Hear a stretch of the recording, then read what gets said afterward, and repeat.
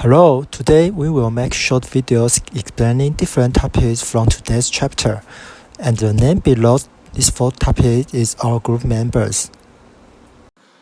Okay, here I'm going to introduce soil creep. Soil creep is a slow downward progression of rock and soil down a low-grade slope. It can also refer to slow deformation of such materials as a result of prolonged pressure and stress. Discrete movements of slow material caused by the force of gravity. Friction being the primary force to resist gravity.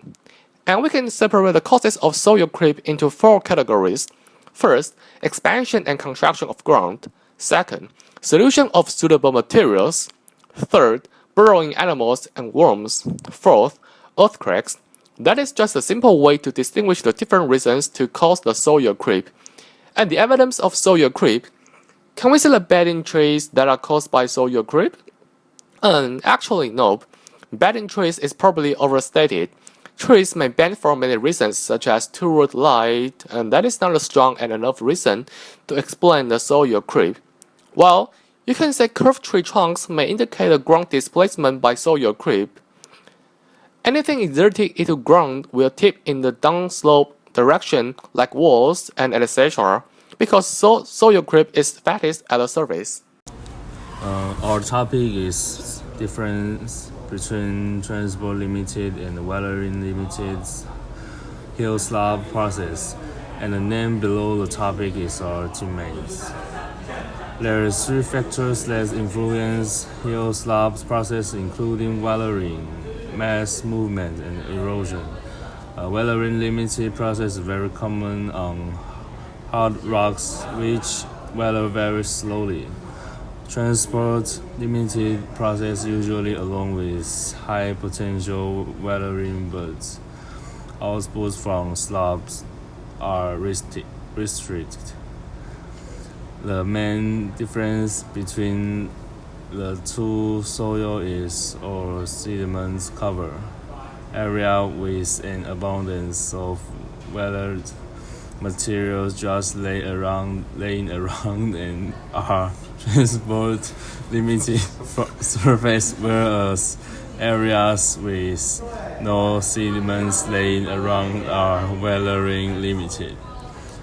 On the weathering limited area in figure, the rock is too steep for the weathered material to collect.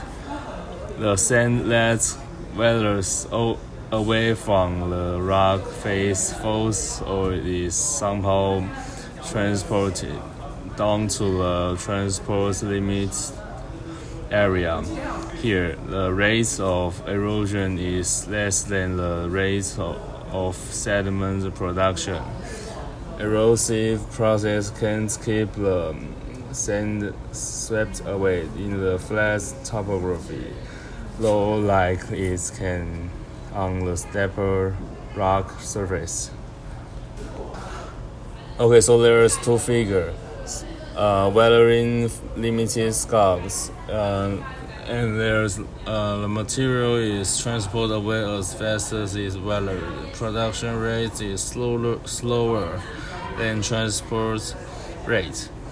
And for the transport limited scope, the materials is not transported away as it weathers, and the production rate is higher than transport rate. Now we turn to the differences between debris flow, rockfall and rotational slides. Debris flow bring not only rocks but other kinds of materials, such as tree, soil and even life by water. It often causes serious catastrophe in hill slope.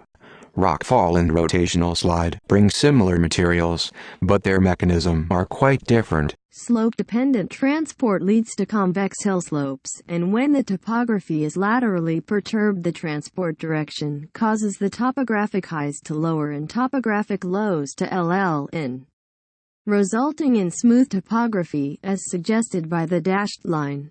In contrast, advective transport, which depends on water and slope gradient, carries sediment downslope and produces concave hill slopes.